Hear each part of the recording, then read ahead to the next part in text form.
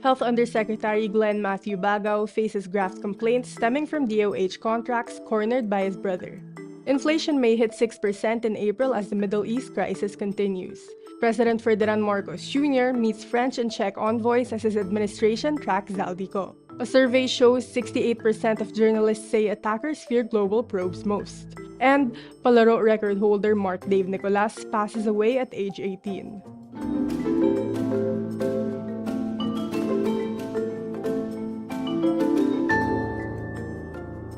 Health Undersecretary Glenn Matthew Baggao faces graft and administrative complaints before the Ombudsman. This comes after an alleged conflict of interest over projects involving EGB construction owned by his brother Ernie Baggao. A group of health workers accused Glenn of using his position in the DOH to allocate funds to health infrastructure projects granted to their construction firm.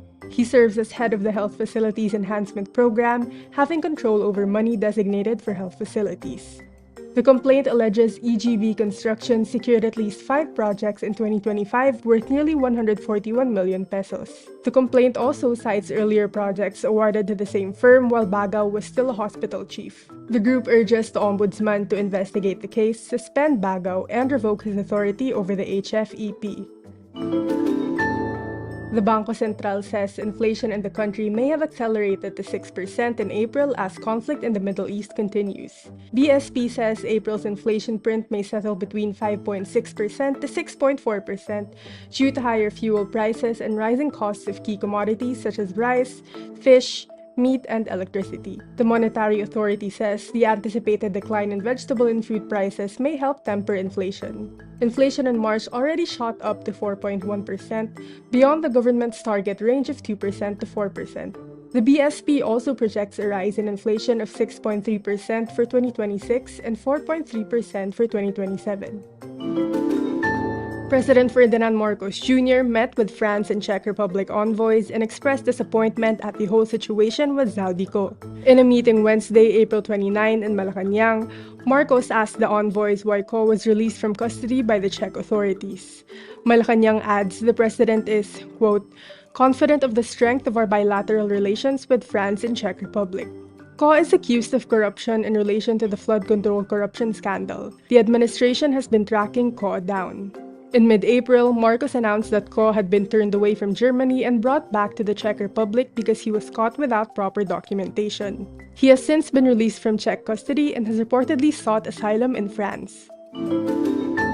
A survey reveals 68% of journalists said their attackers feared global investigations the most. The Paris-based nonprofit network Forbidden Stories surveyed 204 journalists from 53 countries who were targeted by attacks for their work. When asked what the people threatening them dread the most, 68% pointed to the global journalistic investigations, 17% said it was legal action, while 15% mentioned NGO statements.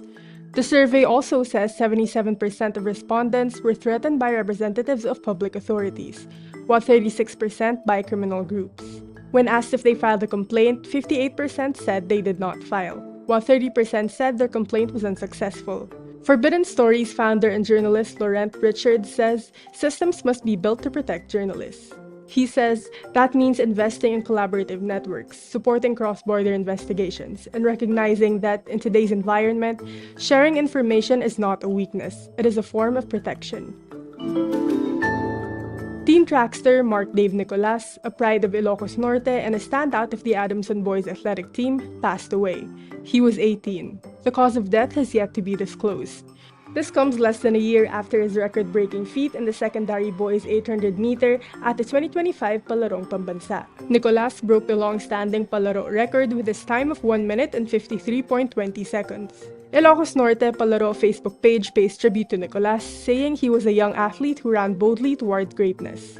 The UAAP also pays tribute to him, as Nicolas took his talents to Adamson University. And that's today's wrap. I'm Gina Reyes. Thank you for watching. Click the link below for the full story. For more updates, download the Rappler app.